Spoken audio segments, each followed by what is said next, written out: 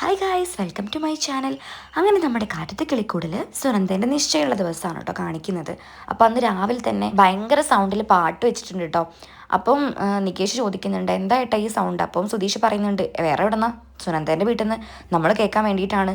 അപ്പം നിധി അങ്ങോട്ട് വരുന്നുണ്ട്. അപ്പോൾ അവളും ചോദിക്കുന്നുണ്ട് കേട്ടോ. അപ്പം പിന്നീട് കാണിക്കുന്നത് സുഭാഷ് കൊലായിലിരിക്കുകയാണ് കേട്ടോ. ഉമ്മറത്തിരുന്നിട്ട് ഇങ്ങനെ ടെൻഷൻ അടിച്ചിരിക്കുന്നുണ്ട്. കാരണം സുനന്ദേൻ്റെ എൻഗേജ്മെൻ്റ് ആണല്ലോ, അത് താങ്ങാനുള്ള ശേഷി സുഭാഷിനില്ല, അതുകൊണ്ടാണ് അങ്ങനെ ഇരിക്കുന്നത് കേട്ടോ.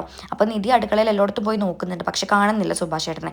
സുഭാഷ് ആണെങ്കിൽ സുനന്ദ ആദ്യമായിട്ട് ഇഷ്ടമെന്ന് പറഞ്ഞതും പിന്നീട് അവൾ തനിക്കായി ഓടി വന്നതും കരഞ്ഞതും എല്ലാം കൂടെ ആലോചിക്കുകയാണ് കേട്ടോ. അതൊക്കെ നല്ല വേദനയോട് കൂടിയിട്ടാണ് സുഭാഷ് ഏട്ടൻ ആലോചിക്കുന്നത്. അതിനോടൊപ്പം തന്നെ കണ്ണിൽ നിന്ന് കണ്ണുനീരും വരുന്നുണ്ട്. മനസ്സറിഞ്ഞ് കരയാണ് കേട്ടോ സുഭാഷ് ഏട്ടൻ. സഹിക്കാൻ പറ്റുന്നില്ല, അല്ലെങ്കിൽ ഒരിക്കലും ഇങ്ങനെ പബ്ലിക്കായിട്ടൊന്നും കരയില്ല. എങ്കിലും സങ്കടം അടക്കി നിർത്താൻ പറ്റില്ലല്ലോ, മനുഷ്യനല്ലേ. അങ്ങനെ കരഞ്ഞുകൊണ്ടിരിക്കുകയാണ്. അപ്പോഴാണ് നിധി തിരഞ്ഞു നടക്കുന്നത്. അപ്പോൾ നിധി അവരോട് പറയുന്നുണ്ട് സുഭാഷ് ഏട്ടനെ കാണാനില്ലല്ലോ എന്നൊക്കെ പറയുന്നുണ്ട്. അങ്ങനെയാണ് അവൾ ഉമ്മറത്തേക്ക് വരുന്നത് കേട്ടോ. അപ്പോൾ അവിടേക്ക് വരുമ്പം ആലോചിച്ചിരിക്കുന്ന സുഭാഷ് ഏട്ടനെയാണ് കാണുന്നത്. സുഭാഷ് ഏട്ടനെ കണ്ടപ്പോൾ അവൾ അടുത്തേക്ക് പോകുന്നുണ്ട്. അപ്പോൾ സുഭാഷ് തല ഉയർത്തിയിട്ട് അവളോട് ചിരിക്കുന്നുണ്ട്, മോളേന്ന് വിളിക്കുന്നുണ്ട് കേട്ടോ. അപ്പോൾ അവൾ പറയുന്നുണ്ട് സുഭാഷ് ഏട്ടന് വിഷമമുണ്ടല്ലേ. കാരണം സുഭാഷ് ഏട്ടൻ്റെ ഫേസ് അത്രയും വിഷമത്തോടു കൂടിയാണ്, കണ്ണീരൊക്കെ വന്നിട്ടുണ്ട്, കരയാണ് കേട്ടോ. എന്നിട്ട് നിധിനോട് പറയുന്നുണ്ട് ഇല്ല നിധി, എനിക്ക് വിഷമമൊന്നുമില്ല. അവൾ നല്ല പയ്യനെ കെട്ടി നന്നായിട്ട് ജീവിക്കട്ടെ, എനിക്ക് അത്ര മാത്രമേ ഉള്ളൂ, നല്ല ജീവിതം അവൾക്ക് കിട്ടട്ടെ, ഒരിക്കലും അവൾ സങ്കടപ്പെടാൻ ഇടവരുത് എന്നൊക്കെ പറഞ്ഞിട്ട് കരഞ്ഞുകൊണ്ടാണ് പറയുന്നത് കേട്ടോ. പക്ഷേ നിധീനെ സമാധാനിപ്പിക്കാൻ വേണ്ടിയിട്ടാവും ഞാൻ കരയുന്നില്ല, എനിക്ക് വിഷമമില്ല എന്നൊക്കെ പറയുന്നത്. അപ്പോൾ അവൾ പറയുന്നുണ്ട് പോട്ടെ ഏട്ടാ, സാരമില്ല എന്നൊക്കെ. എന്നിട്ട് പിന്നെ സുഭാഷ് ഏട്ടൻ എണീറ്റിരുന്നിട്ട് പറയുന്നുണ്ട് നിങ്ങളെന്തിനാ എന്നെ ഇങ്ങനെ നോക്കുന്നത്. അപ്പോഴേക്കും നമ്മുടെ നികേഷും സുധീഷും വന്നിട്ടുണ്ടായിരുന്നു. സുഭാഷ് ഏട്ടനെ നോക്കി നിൽക്കുകയാണ്. എന്നിട്ട് പറയുന്നുണ്ട് നിങ്ങളെന്താ എന്നെ നോക്കി നിൽക്കുന്നത്, എനിക്ക് എന്തോ പോലെ നിങ്ങളൊക്കെ നോക്കുമ്പോൾ എന്നൊക്കെ ചിരിച്ചിട്ട് പറയാണ് കേട്ടോ. അതായത് ഒരു വേണോ വേണ്ടെന്നുള്ള ചിരി, മനസ്സിൽ സങ്കടമാണല്ലോ. അങ്ങനെ അകത്തേക്ക് പോവാണ്. അപ്പം ഇവരും അകത്തേക്ക് പോയിട്ട് പറയുന്നുണ്ട് സുഭാഷ് ഏട്ടൻ എങ്ങോട്ടാ. അപ്പോൾ പറയുന്നുണ്ട് ഞാൻ പോവാടാ, എനിക്ക് വേറൊരു സൈറ്റിൽ വർക്ക് ഉണ്ട്. അപ്പോൾ പറഞ്ഞത് ഞായറാഴ്ചയിൽ ഞായറാഴ്ചയാണ്, പക്ഷെ ബാക്കി തീർക്കാനുണ്ട്, ഞാൻ എന്തായാലും പോകട്ടെ എന്ന് പറഞ്ഞിട്ട് അകത്തേക്ക് പോവാണ് കേട്ടോ. എന്നിട്ട് അകത്തേക്ക് പോയ പാടെ തന്നെ പിന്നെയും ജനലോരത്ത് നിന്നിട്ട് ആലോചിക്കുകയാണ് സുനന്ദേൻ്റെ കാര്യങ്ങൾ. അവൾ പറയുന്ന കാര്യങ്ങളൊക്കെ സുഭാഷ് ഏട്ടൻ നിങ്ങളില്ലാതെ എനിക്ക് ജീവിക്കാൻ പറ്റില്ല, നിങ്ങളെ അല്ലാതെ ഞാൻ ആരും കല്യാണം കഴിക്കില്ല എന്നൊക്കെ ആലോചിക്കുകയാണ് കേട്ടോ. എന്നിട്ട് ജനൽ കമ്പി പിടിച്ചിട്ട് കണ്ണീര് വരികയാണ് സുഭാഷ് ഏട്ടന്, കരഞ്ഞുകൊണ്ടിരിക്കുകയാണ് കേട്ടോ. അപ്പോഴാണ് സുഭാഷ് ഏട്ടൻ്റെ ഫോണിലേക്ക് ഒരു കോൾ വരുന്നത്. അപ്പോൾ സുധീഷ് അത് എടുക്കുന്നുണ്ട്. അപ്പം അത് സുഭാഷ് ഏട്ടൻ്റെ കൂടെ വർക്ക് ചെയ്യുന്ന ഭായിയായിരുന്നു. അപ്പോൾ സുധീഷ് ചോദിക്കുന്നുണ്ട് ഇന്ന് വർക്ക് ഉണ്ട്. അപ്പോൾ പറയുന്നുണ്ട് ഇല്ല വർക്കൊന്നുമില്ല, ഞാനൊരു വേറെ കാര്യം പറയാനാണ് വിളിച്ചതെന്ന്. അപ്പോൾ അവൻ പറയുന്നുണ്ട് ഞാൻ സുഭാഷ് ഏട്ടനോട് പറയാമെന്ന് പറഞ്ഞിട്ട് കോൾ കട്ട് ചെയ്യാണ് കേട്ടോ. അപ്പോഴേക്ക് സുഭാഷ് ഏട്ടൻ ഡ്രസ്സൊക്കെ മാറ്റി പണിക്ക് പോകാൻ നിൽക്കുകയാണ്. അതിലിവർ പിടിച്ചു വെക്കുകയാണ്. സുഭാഷ് ഏട്ടൻ എങ്ങോട്ടേ പോകുന്നത്, ഞങ്ങൾ കാണുന്നു വെച്ചിട്ടാണോ ഈ പോക്ക്, അതൊന്നും വേണ്ട, അവിടെ ഇരിക്കും സുഭാഷ് ഏട്ടൻ, അവരെന്തെങ്കിലും ചെയ്തോട്ടെ, സുഭാഷ് ഏട്ടൻ എന്തിനാണ് അതിന് വിഷമിക്കുന്നത്. അവർ സംസാരിച്ചുകൊണ്ടിരിക്കുമ്പോഴാണ് കേട്ടോ അങ്ങോട്ടേക്ക് ഭാസ്കരൻ വരുന്നത്. കയ്യിൽ ഒരു കവറുണ്ട്. എന്നിട്ട് അവരോട് പറയുന്നുണ്ട് എന്താണ് ഇവിടെ വലിയ ചർച്ചയാണല്ലോ, ഇന്നാ ഇത് കുറച്ച് കോഴിയിറച്ചിയാണ്, നീ പോയി നല്ല ദം ബിരിയാണിയും ചിക്കൻ ഫ്രൈ ഉണ്ടാക്കി വെക്ക്, ഇന്ന് ബിരിയാണി കഴിക്കാം, എന്നിട്ട് നമുക്ക് ഉച്ചയ്ക്ക് അങ്ങോട്ട് ഉഷാറാക്കാം. അത് കേട്ടപ്പം നികേഷിനും സുധീഷിനും ദേഷ്യം വരുന്നുണ്ട് കേട്ടോ. അപ്പോൾ നികേഷ് പറയുന്നുണ്ട് സുഭാഷ് ഏട്ടൻ മൂഡ് ഓഫ് ആണെന്ന് അച്ഛൻ അറിയൂലേ, പിന്നെ എന്തിനാ വെറുതെ സുഭാഷ് ഏട്ടനെ ബുദ്ധിമുട്ടിക്കുന്നത്. അപ്പോൾ അത് കേട്ടപ്പോൾ ഭാസ്കരൻ പറയുന്നുണ്ട് എന്ത് മൂഡ് ഓഫ്, ഇവിടെ ആരെങ്കിലും മരിച്ചോ അല്ലെങ്കിൽ ഇവിടെ ആർക്കെങ്കിലും എന്തെങ്കിലും അസുഖം ഉണ്ടല്ലോ, അതെന്ത് മൂഡ് ഓഫ്, ആഘോഷിക്കാടാ, ഈ ദിവസം ആഘോഷിക്കാനുള്ളതാന്ന് പറഞ്ഞിട്ട് പുറത്തേക്ക് പോവാണ് കേട്ടോ. സുധീഷിന് നല്ല ദേഷ്യം വരുന്നുണ്ട് കേട്ടോ. അപ്പോൾ സുധീഷ് എന്തൊക്കെയോ പിറുപിറുക്കുന്നുണ്ട്. സുഭാഷ് ആണെങ്കിൽ ചിരിച്ചിട്ട് നിൽക്കുകയാണ്. അപ്പോൾ നിധി പറയുന്നുണ്ട് നിങ്ങൾക്ക് മനസ്സിലാവാത്തതുകൊണ്ടാണ്, അച്ഛന് അറിയാം നമ്മൾ മൂഡ് ഓഫ് ആണെന്നുള്ളത്, അപ്പോൾ അച്ഛൻ ഈ മൂഡ് ചേഞ്ച് ചെയ്യാൻ വേണ്ടിയിട്ടാണ് ബിരിയാണി ഉണ്ടാക്കാൻ പറഞ്ഞത്. അതിന് അച്ഛൻ ചിന്തിക്കുന്ന പോലെ അല്ലല്ലോ നിങ്ങൾ ചിന്തിക്കുന്നത്, അതുകൊണ്ടാവും നിങ്ങൾക്ക് മനസ്സിലാവാത്തത്. അതൊക്കെ പോട്ടെ സുഭാഷ് ഏട്ടാ, ഇന്നത്തെ ഫുഡ് ഞാൻ ഉണ്ടാക്കാം. അത് കേട്ടപ്പോൾ എല്ലാവരും നെട്ടുന്നുണ്ട് കേട്ടോ. അപ്പം സുഭാഷ് പറയുന്നുണ്ട് വേണ്ട മോളെ ഞാൻ ഉണ്ടാക്കാം. എന്ത് സുഭാഷ് ഏട്ടാ, ഞാൻ ഉണ്ടാക്കിക്കോളാം. അപ്പം സുധീഷ് പറയുന്നുണ്ട് ഓ എന്നാൽ നീ ഇത് പോയി ഉണ്ടാക്കിയിട്ട് ആകെ അങ്ങോട്ട് നശിപ്പിക്ക്, ഞാൻ പുറത്തുനിന്ന് എല്ലാം കഴിച്ചോളാം. അപ്പോൾ അവൾ പറയുന്നുണ്ട് ഞാൻ ഉണ്ടാക്കി എന്താ കുഴപ്പം, നിങ്ങളെങ്ങാനും ബിരിയാണി കഴിക്കാൻ വന്നാലുണ്ടല്ലോ ദമ്മിൽ കല്ലെടുത്ത് ഞാൻ തലക്കെറിയുമെന്ന് പറഞ്ഞിട്ട് അവൾ നികേഷിനെയും കൂട്ടി പോവാണ് കേട്ടോ. കാരണം നികേഷാണ് അവളുടെ ഹെൽപ്പർ. സുധീഷ് ആണെങ്കിൽ സുഭാഷ് ഏട്ടനോട് അകത്ത് പോയി റെസ്റ്റ് എടുക്കാൻ പറയുന്നുണ്ട് കേട്ടോ. എന്നിട്ട് അവനും അവിടെ ചുറ്റിപ്പറ്റി നിൽക്കുകയാണ്. പിന്നീട് കാണിക്കുന്നത് ഭാസ്കരൻ മദ്യം കുടിക്കുന്നതാണ് കേട്ടോ. അപ്പോഴാണ് അരീഷ് അങ്ങോട്ടേക്ക് വരുന്നത്. അരീഷ് വന്നപാടെ ചോദിക്കുന്നുണ്ട് ഓ രാവിലെ തന്നെ തുടങ്ങിയോ. അപ്പോൾ ഭാസ്കരൻ പറയുന്നുണ്ട് പുട്ടും കടലൊന്നും ദഹിക്കാനോ, ഉച്ചയ്ക്ക് ദം ബിരിയാണിയാണ്, അതിന് മുന്നേ അങ്ങോട്ട് ദഹിക്കണം എന്ന് പറഞ്ഞിട്ട് കള്ളു കുടിക്കാൻ കേട്ടോ. അരീഷ് കയറി വരുമ്പോഴൊക്കെ ഈ പാട്ട് കേട്ടിട്ട് ഭയങ്കര അരോചകരമായിട്ട് അവനെ ഫീൽ ചെയ്യുന്നുണ്ട്. അങ്ങനെ അവൻ വന്നപാടെ ഹോളിലേക്ക് നോക്കുമ്പോൾ നികേഷും സുധീഷും ഇരിക്കുന്നുണ്ട്. അപ്പോൾ അവരോട് പറയുന്നുണ്ട്. അപ്പോൾ അവർ പറയാണ് നമ്മളും ഇങ്ങനെ ആയിരുന്നില്ലേ, ഇവിടുത്തെ കല്യാണ പരിപാടിക്ക് നിങ്ങളും അങ്ങനെയല്ലേ പാട്ട് വെച്ചത്, അപ്പോൾ അതിൻ്റെ പ്രതികാരമായിരിക്കും എന്നൊക്കെ അങ്ങോട്ടും ഇങ്ങോട്ട് പറയാൻ കേട്ടോ. അതിനിടയിലാണ് ചെറുക്കൻ എങ്ങനെ ഉണ്ടെന്നൊക്കെ അവർ ഡിസ്കസ് ചെയ്യുന്നത്. അപ്പോഴേക്കും നിധി അങ്ങോട്ട് വരുന്നുണ്ട്.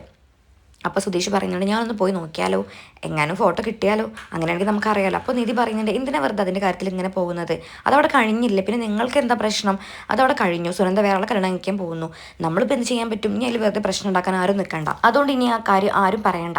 സുധീഷാണെങ്കിൽ പിന്നെ ഓരോന്ന് പറഞ്ഞുകൊണ്ടിരിക്കുകയാണ്. അപ്പോൾ അവൾ പറയുന്നുണ്ട്, നികേഷ് നീ എന്നെ ഹെൽപ്പ് ചെയ്യാൻ പറഞ്ഞതല്ലേ, നീ എന്താ ഇവിടെ ഇരിക്കുന്നത്, നീ ഇങ്ങോട്ട് വന്ന് പറഞ്ഞിട്ട് അവൾ നികേഷിനെ കൊണ്ട് അടുക്കളയ്ക്ക് പോവാണ് കേട്ടോ. അങ്ങനെ അവർ പാചകം തകൃതിയായിട്ട് ചെയ്യാൻ വേണ്ടി നോക്കുകയാണ്. അരി കഴുകി വെച്ചിട്ടുണ്ട്, പിന്നെ ബിരിയാണിയിലേക്ക് വേണ്ട പാത്രമൊക്കെ നോക്കുകയാണ് കേട്ടോ. പിന്നെ ഗ്രാമ്പു പട്ട എല്ലാ സാധനങ്ങളും അവർ നോക്കുന്നുണ്ട്. അപ്പോഴേക്കും അരീഷ് അങ്ങോട്ട് വന്നിട്ട് എന്തെങ്കിലും ഹെൽപ്പ് വേണോ ചോദിക്കുന്നുണ്ട്. അപ്പോൾ നീ സവാള അരിയെന്നൊക്കെ അവർ പറയാണ്. അങ്ങനെ ഗ്യാസ് കത്തിക്കാൻ നോക്കുമ്പോൾ ഗ്യാസ് കഴിഞ്ഞു. അതിലവർക്ക് ആകെ ടെൻഷൻ ആവുന്നുണ്ട്, ഇനിയിപ്പോൾ എന്ത് ചെയ്യും. അപ്പം നിധി പറയുന്നുണ്ട്, നിങ്ങൾക്ക് വല്ലതും അറിയോ, സുഭാഷ് ചേട്ടന് നിങ്ങളോട് എന്തെങ്കിലും പറയാറുണ്ടോ, ഇല്ലല്ലോ, സുഭാഷ് ചേട്ടൻ എങ്ങനെ നിങ്ങൾക്ക് വെച്ച് വിളമ്പി തരുന്നത് നിങ്ങൾക്ക് അറിയോ എന്നൊക്കെ ചോദിക്കുകയാണ് കേട്ടോ. അപ്പോൾ സുധീഷ് വന്നിട്ട് പറയുന്നുണ്ട്, നിധി വേണ്ട, നമുക്ക് പുറത്തുനിന്ന് കഴിക്കാം. പക്ഷേ നിധി അത് സമ്മതിക്കുന്നില്ല കേട്ടോ. അപ്പോഴേക്ക് സുഭാഷ് ചേട്ടൻ അങ്ങോട്ട് വരുന്നുണ്ട്. അപ്പോൾ അവർ കാര്യം പറയുന്നുണ്ട്. അപ്പോൾ സുഭാഷ് പറയുന്നുണ്ട്, അയ്യോ ഗ്യാസ് കഴിഞ്ഞ കാര്യം ഞാൻ പറയാൻ വിട്ടുപോയി, സാരമില്ല മോളെ, ഞാൻ പുറത്ത് അടുപ്പൊന്ന് കത്തിക്കാം. അപ്പോൾ അവൾ പറയുന്നുണ്ട്, വേണ്ട സുഭാഷ് ചേട്ടാ, അതൊക്കെ എനിക്കറിയാം, സുഭാഷ് ചേട്ടൻ അവിടെ പോയിരിക്കും, ഇപ്പോൾ യൂട്യൂബൊക്കെ ഉള്ള കാലമല്ലോ, എന്ത് നോക്കാനും പ്രശ്നമില്ലല്ലോ, എല്ലാം നമുക്കറിയാലോ എന്നൊക്കെ പറഞ്ഞിട്ട് അവൾ സുഭാഷ് ചേട്ടനെ വീണ്ടും അകത്തേക്ക് പറഞ്ഞയച്ചിട്ട് അവർ പുറത്തേക്ക് പോവാണ് കേട്ടോ. സുഭാഷ് ആണെങ്കിൽ ഓരോന്ന് ആലോചിച്ച് റൂമിൽ ഇങ്ങനെ നിൽക്കുകയാണ് കേട്ടോ. ഉള്ളിൽ ഭയങ്കര വിഷമമുണ്ട്, പുറത്ത് കാണിക്കാനും വയ്യ, കാരണം അവർക്കൊക്കെ വിഷമാവുമല്ലോ എന്ന് ഓർത്തിട്ട്. അങ്ങനെ പുറത്താണെങ്കിൽ പാചകം തകൃതിയായിട്ട് നടന്നുകൊണ്ടിരിക്കുകയാണ് കേട്ടോ. നികേഷും നിധിയും പച്ചക്കറികളെല്ലാം കട്ട് ചെയ്തുകൊണ്ടിരിക്കുകയാണ്. ഹരീഷ് വിറക് കത്തിക്കുന്നുണ്ട്. അപ്പോഴാണ് നിധി ചോദിക്കുന്നത്, അല്ല സുധീഷിനെ കാണാനില്ലല്ലോ, ശരിക്കും അവൻ അങ്ങോട്ട് പോയോ, ഇനിയിപ്പോൾ എന്തൊക്കെ പ്രശ്നം ഉണ്ടാവുമെന്നാവും. അത് കേട്ടപ്പോൾ ഹരീഷ് പറയുന്നുണ്ട്, ഏടത്തി പേടിക്കണ്ട, അതൊന്നും സാരല്ല. അപ്പോൾ അവൾ പറയുന്നുണ്ട്, അതല്ലടാ, അവരെന്തായാലും കേസൊക്കെ ആക്കും, പോലീസ് സ്റ്റേഷനിലേക്കൊക്കെ അറിയിക്കാൻ മതിയാകും എന്തെങ്കിലും ഇഷ്യൂ ആയി കഴിഞ്ഞാൽ, അങ്ങനെയൊക്കെ പറയുന്നുണ്ട്. അപ്പോൾ ഹരീഷ് പറയുന്നുണ്ട്, കള്ളം പറഞ്ഞ് ജയിക്കാൻ നമ്മുടെ ഏട്ടനെ കഴിഞ്ഞിട്ടേ ആരും ഉള്ളൂ, അവിടെ നിന്ന് എന്തെങ്കിലും ഇഷ്യൂ ആവുന്നുണ്ടെങ്കിൽ അത്ര അടിപൊളിയായിട്ട് കള്ളം പറഞ്ഞ് ഊരിപ്പോരും എന്നൊക്കെ പറഞ്ഞിട്ട് അവർ അതിനെ സാധൂകരിക്കുകയാണ് കേട്ടോ. അപ്പോഴേക്കും അവൻ ഇങ്ങോട്ട് വന്നു, സുധീഷ് വന്നു, എന്നിട്ട് പറയുന്നുണ്ട്, എൻ്റെ കയ്യിൽ ഫോട്ടോ കിട്ടിയെന്ന്. അങ്ങനെ അവർക്ക് ഫോട്ടോ കാണിച്ചു കൊടുക്കുകയാണ്. അപ്പോൾ അവർ ഡിസ്കസ് ചെയ്യണം കേട്ടോ. രസമില്ല, സുഭാഷ് ചേട്ടൻ അത്ര ഭംഗിയൊന്നുമില്ല, ചെക്കൻ എന്തൊരു ബിൽഡപ്പായിരുന്നു, പക്ഷെ അതൊന്നും കാണാനില്ലല്ലോ എന്നൊക്കെ അങ്ങോട്ടും ഇങ്ങോട്ടും പറയുകയാണ് കേട്ടോ. താരതമ്യപ്പെടുത്തിക്കൊണ്ടിരിക്കുകയാണ്. അപ്പോൾ അവൾ ചോദിക്കുന്നുണ്ട്, അല്ല ഇതെവിടുന്ന് ഫോട്ടോ ഒക്കെ കിട്ടിയത്, അവിടേക്ക് പോയി കഴിഞ്ഞാൽ അവർ സീനാക്കുന്നൊക്കെ അറിഞ്ഞിട്ട് തന്നെ. അപ്പോൾ അവൻ പറയുന്നുണ്ട്, ഞാനൊരു കാര്യം തീരുമാനിച്ചത്, അത് കിട്ടിയിരിക്കുന്നത്, അത് ഏറ്റവും കൂടുതൽ അറിയുന്ന ആൾ നീ തന്നെയല്ലേ, പിന്നെ എന്താ ഇങ്ങനെ പറയുന്നൊക്കെ പറഞ്ഞിട്ട് അവരിങ്ങനെ കോമഡി ആക്കാണ് കേട്ടോ. അപ്പോഴേക്ക് സുഭാഷ് ചേട്ടൻ അങ്ങോട്ട് വന്നു. അവിടുത്തെ കാര്യങ്ങൾ എന്തായെന്ന് അറിയായിട്ട് സുഭാഷ് ചേട്ടന് ഭയങ്കര ടെൻഷൻ കേട്ടോ. പിന്നെ വെറുതെ ഇരുന്ന് ശീലമല്ലല്ലോ. അങ്ങനെ വന്നപ്പോഴാണ് ഇവർ ഫോൺ നോക്കുന്നത് കാണുന്നത്. അപ്പോൾ നേരെ സുധീഷ് ഫോട്ടോ സുഭാഷ് ചേട്ടന് കാണിച്ചു കൊടുക്കുന്നുണ്ട് കേട്ടോ. കണ്ടപാടെ സൂമിങ് ഒക്കെ ചെയ്യുന്നുണ്ട്. എന്നിട്ട് പറയുന്നുണ്ട്, കുറച്ചുകൂടെ നല്ല പയ്യനാവായിരുന്നു, അവൾക്ക് ചേർച്ചില്ലാത്ത പോലെയല്ലേ എന്നൊക്കെ പറയാണ് കേട്ടോ. അപ്പോൾ അവർ പറയുന്നുണ്ട്, അതാണല്ലോ വേണ്ടത് സുഭാഷ് ചേട്ടാ. അപ്പോൾ സുഭാഷ് ചേട്ടൻ പറയുന്നുണ്ട്, അതെന്താ നിങ്ങൾ അങ്ങനെ പറയുന്നത്, ഞാൻ അങ്ങനെ ഉദ്ദേശിച്ചതല്ലടാ, അവൾ നല്ല കുട്ടിയാണ്, അവൾക്ക് നല്ല പയ്യനെ വേണം, അതാണ് എൻ്റെ ആഗ്രഹം എന്നൊക്കെ പറയാൻ കേട്ടോ.